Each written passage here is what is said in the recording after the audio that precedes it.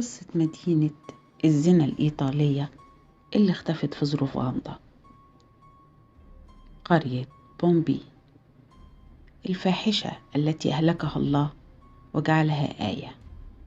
بومبي الرومانية واحدة من المدن الإيطالية الموجودة عند سفح جبل بركان فيزوف، واللي أطلق عليها مدينة الزنا. يا ترى ليه؟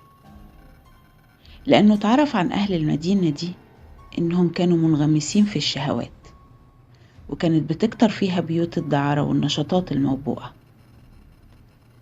فضلت المدينة مفقودة لحد عام 1738 لما تم اكتشاف مدينة هيركولانيوم، وبعدها مدينة بومبي عام 1748، وفيها تم اكتشاف الضحايا موتى في أوضاعهم اللي كانوا عليها، حتى إن بعض الضحايا كانوا ميتين بالفعل أثناء ممارستهم الجنسية والشاذة اللي أنزل ربنا عقابه عليهم بسببها.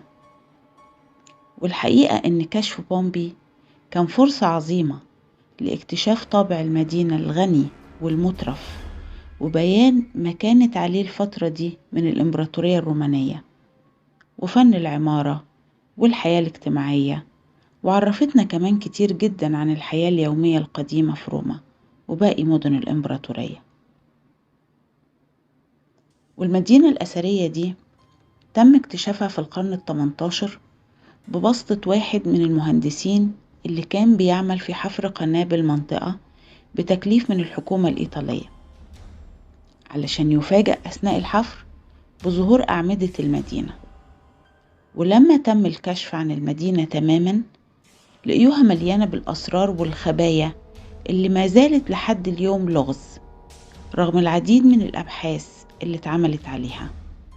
ومن الأبحاث دي طلع العلماء بنظرية بتقول إن بركان مفاجئ دمر المدينة بالكامل لحد ما تحول جميع سكانها لجثث أسمنتية مدفونة تحت الرماد، بعد ما كانت مدينة صخبة بالحياة والحضارة. المدينة دي كانت شوارعها مرصوفة بالحجارة، والأبنية بتاعتها متميزة بفن العمارة. كمان كان فيها ميناء بحري متطور ومسارح وأسواق. واكتشف الباحثين إن المدينة دي احتوت على أكبر مجموعة من المنحوتات الجنسية الفاضحة واللوحات الجدارية اللي كشفت كتير من النشاطات الجنسية غير الطبيعية والشاذة واللي بتماثل أفعال قوم لوط. ومن هنا ظهرت بعض النظريات اللي كانت بتقول إن مدينة بومبي هي نفسها قرية قوم لوط اللي ذكرت في الكتب السماوية. ولكن تم الرد على النظرية دي بأن قوم لوط لم يكونوا آخر الأقوام اللي شاعت فيهم الفاحشة واللي دمرها الله سبحانه وتعالى بذنبها. كذلك اختلاف مكان قرية قوم لوط عن مكان مدينة بومبي.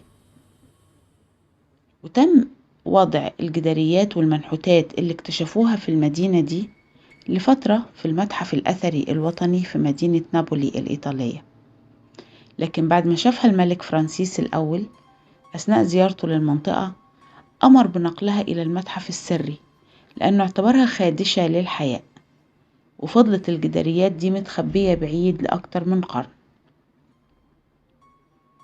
وبيقول الباحثين إن البركان اللي دمر هذه المدينة بدأ بالثورة ظهيرة يوم 24 أغسطس عام 79 ميلادية.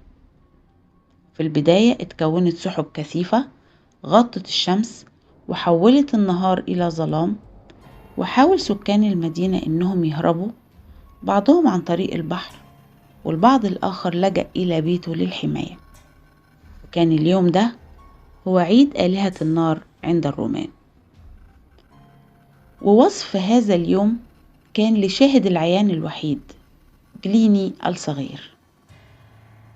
وصف هذا الوصف في كتاباته، واللي اعتبرت كتابات خيالية علشان ما كانش حد لاقي المدينة اللي اتكلم عنها ولا كان ليها أثر لحد ما تم اكتشافها بالصدفة.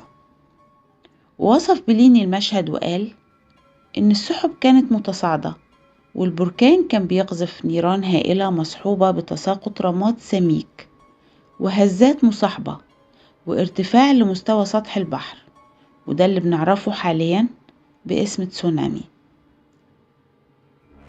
وبالفعل تحول النهار لليل شديد، والغريب في المدينة مش بس اختفائها لمدة بتوصل ل1600 سنة، ولكن الشكل اللي ظهر بيه أهل المدينة نفسها بعد المدة دي، لأنهم حافظوا على نفس هيئتهم وأشكالهم اللي كانوا عليها قبل انفجار البركان، لدرجة أن علماء الآثار أشاروا إلى أن في 80 جثة تمت دراستها ما ظهرش عليهم أي علامة للتأهب إن هم يحموا نفسهم أو حتى إن هم يهربوا، وما أبدوش أي ردة فعل ولو بسيطة.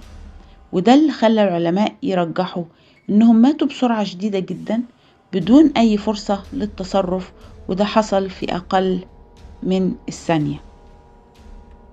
مدينة بومبي واحدة من المدن اللي بتدل على ما يحيق بمن يخالف أوامر الله سبحانه وتعالى، شاهدة على عظمة الله وعلى أن الله يمهل ولا يهمل.